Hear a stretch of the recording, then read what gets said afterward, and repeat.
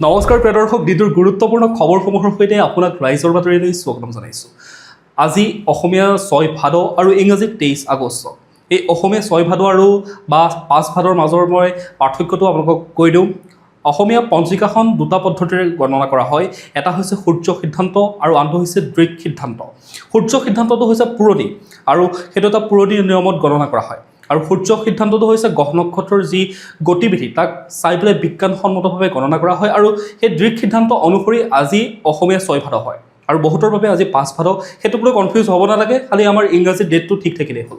বাতৰিসমূহ আৰম্ভ কৰাৰ আগতে আপুনি যদি আমাৰ চেনেলটোত প্ৰথমবাৰ আহিছে, চেনেলটো ছাবস্ক্ৰাইব কৰি দিয়ক, লগতে নটিফিকেশ্যন বেল আইকনটো প্ৰেছ কৰি ৰাখক আৰু ভিডিঅ'টোত এটা লাইক কৰি থৈ যাবলৈ নাপাহৰিব। এতিয়া আমি প্ৰথমটো খবৰলৈ।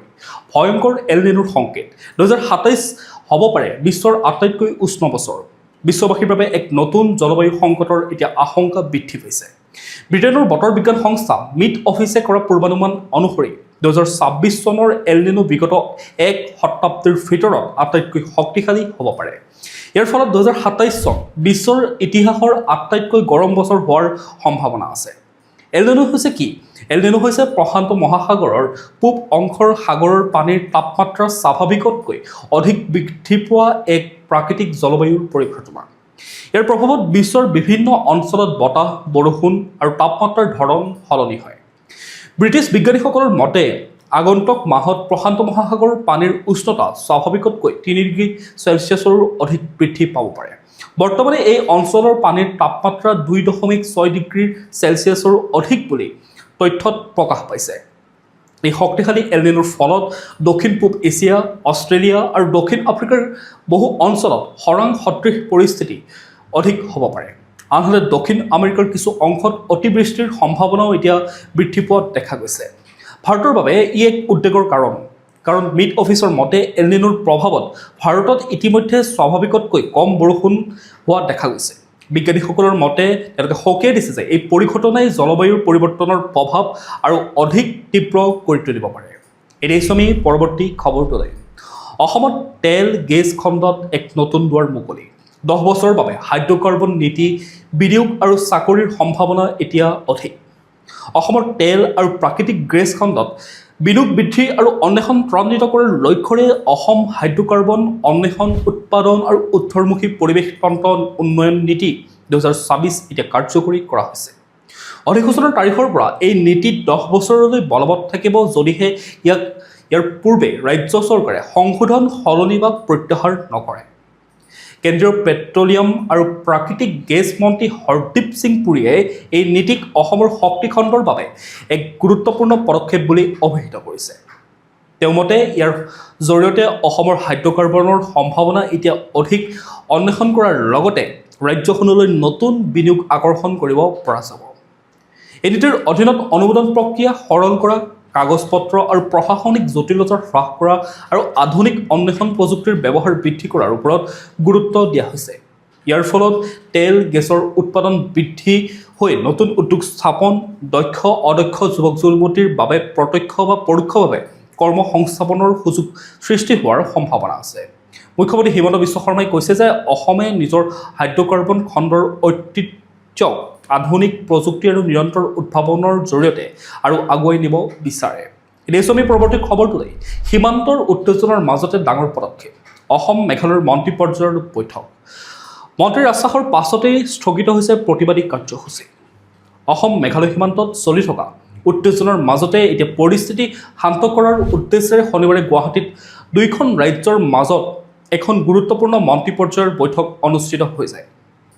খানাপাৰাৰ ৰাজ্যিক অতিথিশালত অনুষ্ঠিত এই বৈঠকত অসমৰ সীমান্ত সুৰক্ষা আৰু উন্নয়ন মন্ত্ৰী অতুল বৰা আৰু মেঘালয়ৰ উপ মুখ্যমন্ত্ৰী এছ ধৰসহ দুয়োখন ৰাজ্যৰ উচ্চপদস্থ বিষয়াসকল ইয়াত উপস্থিত আছিল।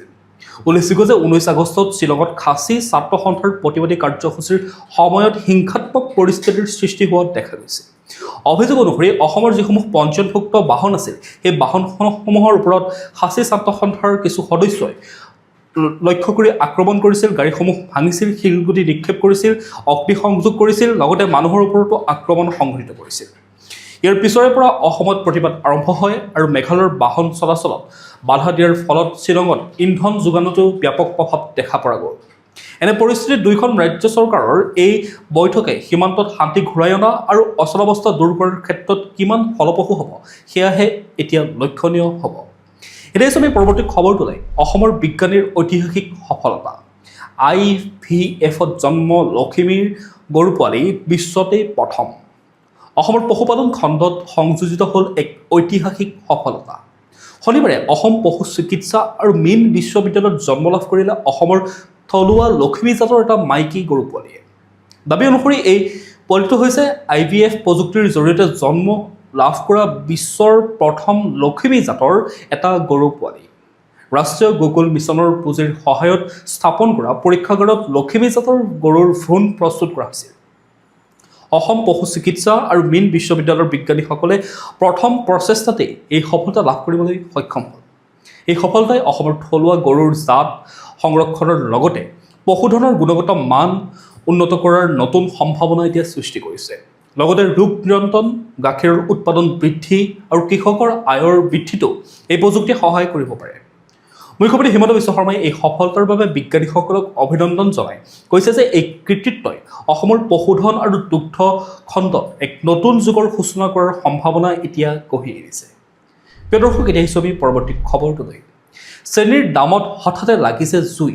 এমাহতে প্ৰতি কিলোগ্ৰামত 7.52 টকা বৃদ্ধি। চৰকাৰে ক'লে আচল কাৰণটো কি?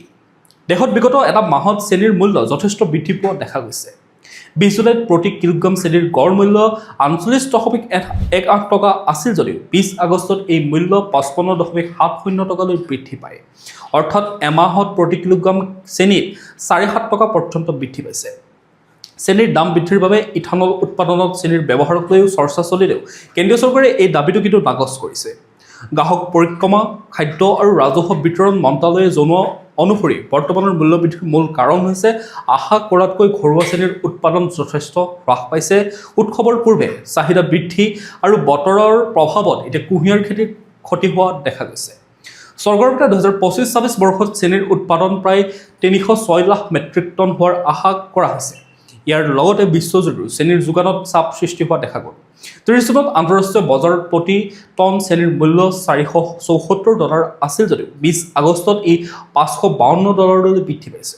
অৰ্থাৎ দুমাহতকৈও কম সময়তে বিশ্ব বজাৰত চেনিৰ মূল্য 16% অধিক বৃদ্ধি পোৱা দেখা গ'ল। এতিয়া আমি পৰৱৰ্তী খবৰটোলৈ। অসমত পুনৰ ক'ভিডৰ সংক্ৰমণ বৃদ্ধি। RF.5ত আক্ৰান্ত, কিন্তু কিমান ই ভয়ংকৰ?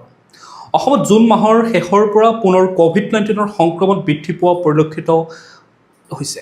জুলাই আৰু আগষ্ট মাহত উজনি অসমৰ বিভিন্ন অঞ্চলত প্ৰায় 80ৰ পৰা 90টা ক'ভিড পজিটিভ ঘটনা ধৰা পৰিছে। অৱশ্যে স্বাস্থ্য বিশেষজ্ঞসকলে এই ঘটনাসমূহক লৈ আতংকিত নহ'বলৈ আহ্বান জনাইছে। ভাৰতত জুনৰ পৰা দেখা দিয়া ক'ভিডৰ নতুন ৰূপটো হৈছে অমিক্ৰন RF.5 উপপ্ৰজাতি, যিটো JN.1 বংশৰ পৰা উদ্ভৱ হৈছে। চিকিৎসা বিশেষজ্ঞসকলৰ মতে এই উপপ্ৰজাতিত আক্ৰান্ত অধিকাংশ লোকৰে ক্ষেত্ৰত জ্বৰ, চৰ্দি, কাহ আদি সাধাৰণ ফ্লুৰ দৰে লক্ষণহে দেখা গৈছে। এতিয়ালৈকে RF.5ৰ ফলত গুৰুতৰ অসুস্থতা কোনো প্ৰমাণ পোৱা দেখা হোৱা নাই।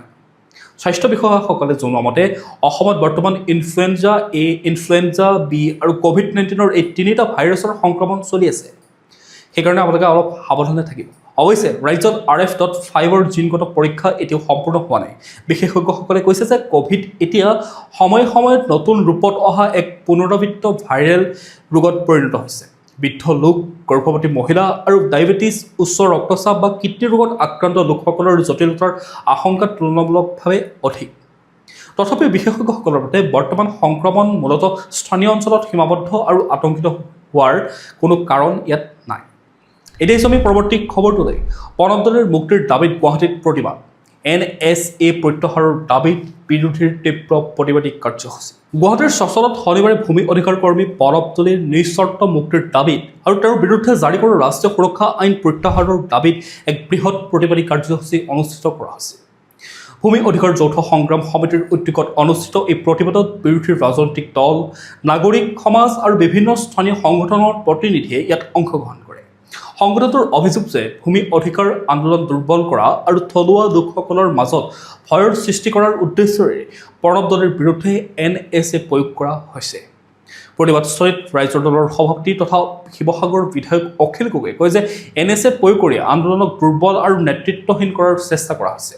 তেওঁ প্ৰণৱ দলৰ নিস্বাৰ্থ মুক্তিৰ দাবীত আন্দোলন অধিক শক্তিশালী কৰাৰ আহ্বান জনায়। অসম জাতীয় পৰিষদৰ সভাপতি লুৰিণজ্যোতি গগৈয়ে চৰকাৰৰ পদক্ষেপক সমালোচনা কৰি ভূমি অধিকাৰৰ দাবীত প্ৰতিবাদ কৰাটো নাগৰিকৰ সাংবিধানিক অধিকাৰ বুলি মন্তব্য কৰে। প্ৰতিবাদকাৰীসকলে দাবী পূৰণ নোহোৱা পৰ্যন্ত আন্দোলন অব্যাহত ৰখাৰ সিদ্ধান্ত গ্ৰহণ কৰে। এতিয়া আমি পৰৱৰ্তী খবৰটোলৈ। 5 ছেপ্টেম্বৰত ৰাষ্ট্ৰপতিৰ সন্মান, দেশৰ 48গৰাকী কৃতি শিক্ষকলৈ ৰাষ্ট্ৰীয় শিক্ষক বঁটা। শিক্ষক দিৱস উপলক্ষে এইবাৰ দেশৰ 48গৰাকী বিদ্যালয়ৰ শিক্ষকক ৰাষ্ট্ৰীয় শিক্ষক বঁটাৰে সন্মানিত কৰা হ'ব। অহা 5 ছেপ্টেম্বৰত নতুন দিল্লীৰ বিজ্ঞান ভৱনত ৰাষ্ট্ৰপতি দ্ৰৌপদী মুৰ্মুৱে এই শিক্ষকসকলক বঁটা প্ৰদান কৰিব।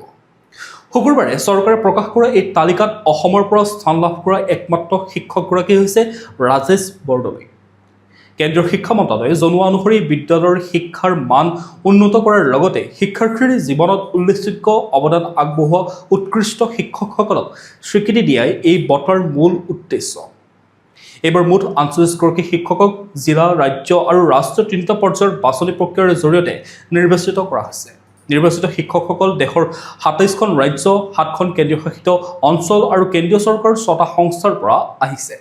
48গৰাকী বঁটা প্ৰাপকৰ ভিতৰত 26গৰাকী হৈছে পুৰুষ আৰু 22গৰাকী হৈছে মহিলা শিক্ষক। শিক্ষকসকলৰ নিষ্ঠা, পৰিশ্ৰম আৰু শিক্ষাৰ্থীৰ প্ৰতি আগবঢ়োৱা অনন্য অৱদানক স্বীকৃতি দিয়াৰ ক্ষেত্ৰত এই ৰাষ্ট্ৰীয় বঁটাক এক গুৰুত্বপূৰ্ণ সন্মান হিচাপে গণ্য কৰা হয়। এতিয়া আমি পৰৱৰ্তী খবৰটোলৈ। এটা আইফোনৰ কিস্তিৰ বাবেই কৰুণ পৰিণতি, পিতৃ মাতৃসহ যুৱকৰ মৃত্যু। মহাৰাষ্ট্ৰৰ ছত্ৰপতি সম্ভাজীনগৰত আইফোনৰ কিস্তি পৰিশোধক লৈ সৃষ্টি হোৱা পাৰিবাৰিক বিবাদে এক মৰ্মান্তিক পৰিণতি কঢ়িয়াই আনে। 19 বছৰীয়া কুণাল হাংগুৰে নামৰ এই যুৱকজনৰ সৈতে তেওঁৰ পিতৃ মুৰলীধৰ আৰু মাতৃ সংগীতাৰো মৃত্যু হয়। খবৰ অনুসৰি কুণালে কিস্তিত ক্ৰয় কৰা আইফোনৰ ধন পৰিশোধক লৈ পিতৃৰ সৈতে বিবাদত লিপ্ত হৈছিল। ইয়াৰ পিছত তেওঁ খাৱল্লা পাহাৰলৈ যায়। ঘটনাৰ খবৰ পাই পিতৃ মাতৃয়েও তাত উপস্থিত হৈ তেওঁক বুজাবলৈ চেষ্টা কৰে। পৰিস্থিতি নিয়ন্ত্ৰণৰ চেষ্টা চলি থকাৰ মাজতে তিনিওজনৰ মৃত্যু হোৱা বুলি আৰক্ষীয়ে জানিবলৈ দিয়ে। কুণালে পূৰ্বেও আইফোনক লৈ একেধৰণৰ চৰম পদক্ষেপ লোৱাৰ চেষ্টা কৰিছিল বুলি জানিব পৰা গৈছে। এই ঘটনাটোৱে প্ৰমাণ কৰে যে যুৱ প্ৰজন্মৰ মাজত এতিয়া অত্যাধিক ভোগবাদ বা বিলাসিতা, ঋণ বা কিস্তিৰ চাপ আৰু মানসিক সমস্যাৰ এইসমূহ তেওঁলোকৰ জীৱনত অধিক দেখা পোৱা গৈছে। বিশেষজ্ঞসকলে এনে পৰিস্থিতিত পৰিয়ালৰ সদস্যসকলৰ সৈতে যুৱক যুৱতীসকলে খোলাখুলিকৈ কথা পতা আৰু প্ৰয়োজনত পেছাদাৰী সহায় লোৱাৰ ওপৰত গুৰুত্ব প্ৰদান কৰিবলৈ মন্তব্য দিছে। এতিয়া আমি পৰৱৰ্তী খবৰটোলৈ। এইবাৰ বান সাহায্য নাপালে মুখ্যমন্ত্ৰীৰ টেবুলত তাণ্ডৱ নৃত্য কৰিব অখিল গগৈয়ে, হুংকাৰ প্ৰদান অখিল গগৈ। বানপীড়িত লোকসকলে চৰকাৰে ঘোষণা কৰা সম্পূৰ্ণ যদি সাহায্য নাপায় তেন্তে মুখ্যমন্ত্ৰী হিমন্ত বিশ্ব শৰ্মাৰ টেবুলত গৈ তাণ্ডৱ নৃত্য কৰাৰ হুংকাৰ দিছে শিৱসাগৰৰ বিধায়ক ৰাইজৰ দলৰ সভাপতি অখিল গগৈয়ে। শনিবাৰে সংবাদ মাধ্যমৰ আগত গগৈয়ে শিৱসাগৰ আৰু চৰাইদেউ জিলাত বান সাহায্য বিতৰণত পলম আৰু প্ৰশাসনিক গাফিলতিৰ অভিযোগ উত্থাপন কৰে। তেওঁৰ দাবী অনুসৰি শিৱসাগৰ সমষ্টিৰ প্ৰায় 80% অঞ্চল বানত ক্ষতিগ্ৰস্ত হৈছে আৰু বহু পৰিয়ালে ঘৰ, বাৰী, সম্পত্তি হেৰুৱাই পেলাইছে। গগৈয়ে অভিযোগ কৰে যে ক্ষতিগ্ৰস্ত লোকৰ তালিকা প্ৰস্তুত কৰাত বিসংগতি দেখা গৈছে। তেওঁ লগতে কয় যে প্ৰশাসনে 1 লাখৰো অধিক ক্ষতিগ্ৰস্ত লোক চিনাক্ত কৰাৰ পিছতো সাহায্য বিতৰণ প্ৰক্ৰিয়া আশানুৰূপভাৱে আগবঢ়া নাই। তেওঁ দাবী অনুসৰি প্ৰতিবাদ আৰু ধাৰাবাহিক হস্তক্ষেপৰ পিছত শিৱসাগৰ আৰু চৰাইদেউৰ বানপীড়িত লোকক 15,000 টকাৰ এককালীন সাহায্য দিয়াৰ কথা ঘোষণা কৰা হয়। গগৈয়ে কৈছে যে চৰকাৰে প্ৰতিশ্ৰুতি দি সাহায্য সম্পূৰ্ণৰূপে যদি নিদিয়ে তেওঁ আন্দোলন অধিক তীব্ৰ কৰি তুলিব।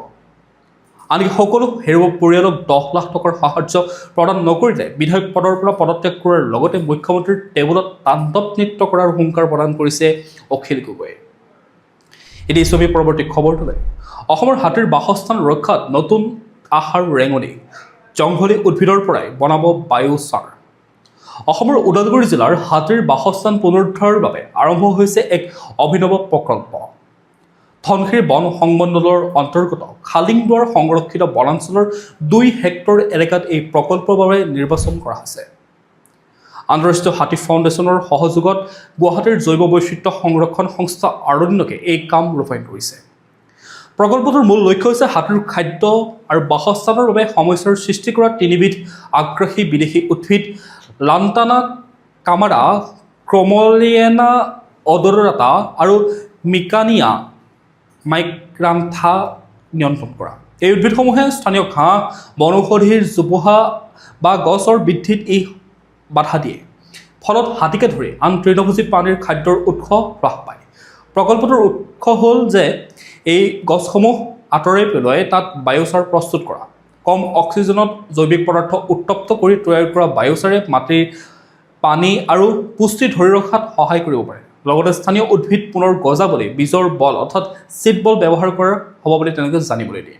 বন বিভাগৰ মতে সফল হ'লে এই প্ৰকল্পই আগ্ৰাসী উদ্ভিদ নিয়ন্ত্ৰণ আৰু যিসমূহ ইনভেচিভ স্পেচিছ আছে সেইসমূহ নিয়ন্ত্ৰণ কৰা বা হাতীৰ বাসস্থান পুনৰুদ্ধাৰৰ ক্ষেত্ৰত এক গুৰুত্বপূৰ্ণ পথ দেখুৱাব পাৰে। এতিয়া আমি পৰৱৰ্তী খবৰটোলৈ জেন জেটৰ ওপৰত বিজেপিৰ নতুন নজৰ। মোদীয়ে নীতিন নবীনৰ নতুন দলীয় দলক কি কৈছে? নতুন দিল্লীৰ বিজেপিৰ মুখ্য কাৰ্যালয়ত শনিবাৰে প্ৰধানমন্ত্ৰী নৰেন্দ্ৰ মোদীয়ে দলৰ ৰাষ্ট্ৰীয় পদাধিকাৰীসকলৰ সৈতে গুৰুত্বপূৰ্ণ বৈঠকত মিলিত হৈছিল। বিজেপিৰ ৰাষ্ট্ৰীয় সভাপতি নীতিন নবীনে প্ৰধানমন্ত্ৰীক আদৰণি জনায়। বৈঠকত বিশেষকৈ জেন জেট, যুৱ সমাজ আৰু সামাজিক মাধ্যমৰ কৌশলক লৈ আলোচনা হোৱাৰ সম্ভাৱনা আছে আৰু সেই সম্পৰ্কে আলোচনা হৈছে। ইয়াৰ পূৰ্বে বিজেপিৰ নতুন দলে 14-ৰ পৰা 25 বছৰ বয়সৰ যুৱক যুৱতীসকলৰ সৈতে যোগাযোগ স্থাপন কৰাৰ বাবে যুৱ সংবাদ অভিযান আৰম্ভ কৰাৰ কথাৰো ঘোষণা কৰিছিল। এই অভিযানৰ মূলতে যুৱ সমাজৰ মতামত, সমস্যা আৰু ভৱিষ্যত সম্পৰ্কীয় আশা আকাংক্ষা জানিবলৈ আলোচনা অনুষ্ঠিত কৰা। লগতে যুৱক যুৱতীয়ে বিজেপিৰ নেতাসকলক পোনপটীয়াকৈ প্ৰশ্ন কৰাৰ সুযোগ লাভ কৰিব। ইফালে কেন্দ্ৰীয় চৰকাৰৰ বিশ্ববিদ্যালয়সমূহৰ শিক্ষাৰ্থীৰ সৈতে পোনপটীয়া যোগাযোগ স্থাপনৰ বাবে ইউনিভাৰ্চিটি আউটৰিচ প্ৰগ্ৰাম আৰম্ভ কৰাৰ প্ৰস্তুতি চলাইছে। এই কাৰ্যসূচীত কেন্দ্ৰীয় মন্ত্ৰীসকলে বিভিন্ন বিশ্ববিদ্যালয়লৈ গৈ শিক্ষাৰ্থীৰ সৈতে মত বিনিময় কৰাৰ সম্ভাৱনা আছে। অহা 17 আগষ্টত ঘোষণা কৰা বিজেপিৰ নতুন 65জনীয়া ৰাষ্ট্ৰীয় দলৰ 51জন নতুন মুখ অন্তৰ্ভুক্ত কৰা হৈছে, অৰ্থাৎ প্ৰায় 68.5% সদস্যই নতুন। ৰাম মাধৱক উপসভাপতি আৰু স্মৃতি ইৰাণীক সাধাৰণ সম্পাদক হিচাপে দায়িত্ব দিয়া হৈছে। এতিয়া আমি পৰৱৰ্তী খবৰটোলৈ। অসম নাগালেণ্ডৰ সংগঠনৰ বৈঠক, অবৈধ খনন বন্ধ কৰাৰ হুংকাৰ দুয়ো সংগঠনৰ। শিৱসাগৰত শনিবাৰে অসম নাগালেণ্ডৰ জাতীয় সংগঠনসমূহৰ মাজত গুৰুত্বপূৰ্ণ এখন বৈঠক অনুষ্ঠিত হৈ যায়।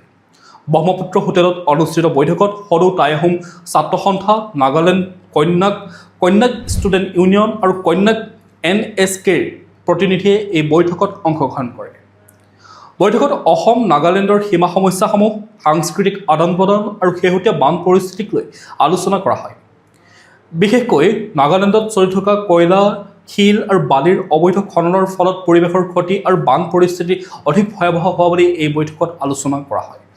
কন্যাক সংগঠনৰ প্ৰতিনিধিসকলে কৈছে যে নাগালেণ্ডৰ খনিজ সম্পদ নগা জনগণৰ যদিও বিভিন্ন ৰাজ্যৰ ঠিকাদাৰে অবৈধভাৱে খনন আৰু পৰিবহণ কৰি আছে।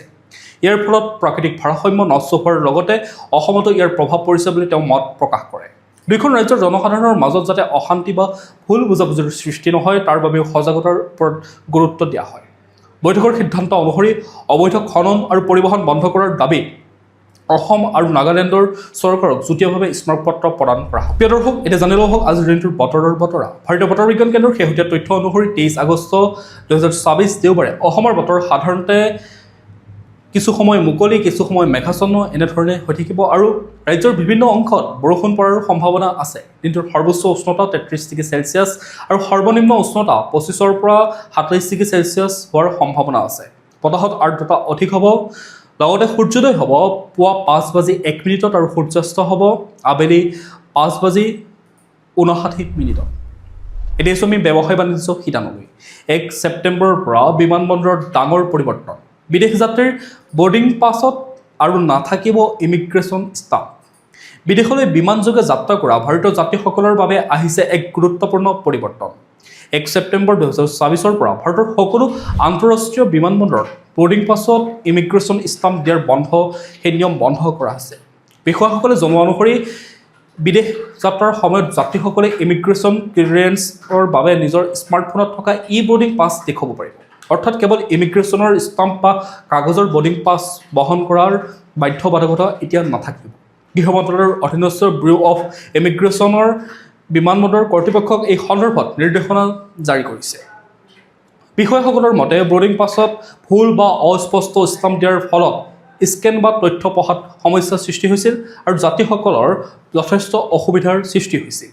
অৱশ্যে যাত্ৰীসকলে বিচাৰিলে ফিজিকেল বোৰ্ডিং পাছ লৈ যাব পাৰিব, কিন্তু 1 ছেপ্টেম্বৰৰ পৰা ইমিগ্ৰেশ্যন কৰ্তৃপক্ষই তাত ষ্টাম্প নিদিব। এতিয়া ছবি খেল জগতৰ খবৰসমূহৰ মাজলৈ।